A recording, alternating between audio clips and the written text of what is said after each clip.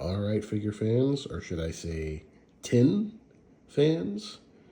These are 1970s from Hong Kong Spark wind-up walking figures. So we've got the creature over here.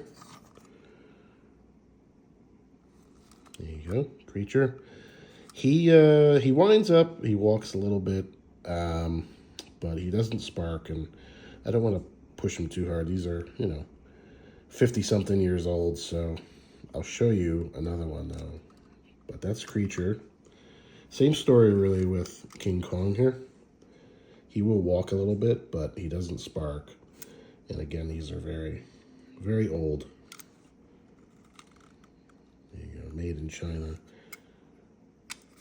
Take a look at the back of King Kong. And do we look at the back of the creature? There's the back of the creature. Now, Godzilla, also from the 70s.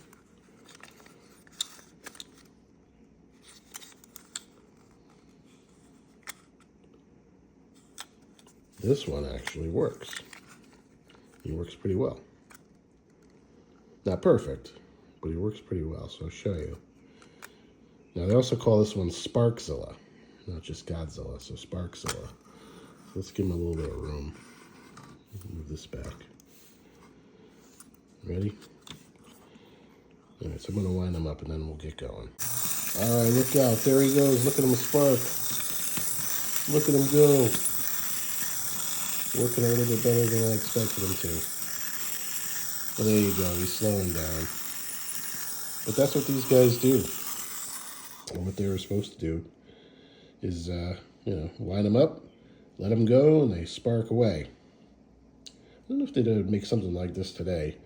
Fire hazards and all that stuff. Could burn down a house maybe with the sparks. But these were the toys of the 70s.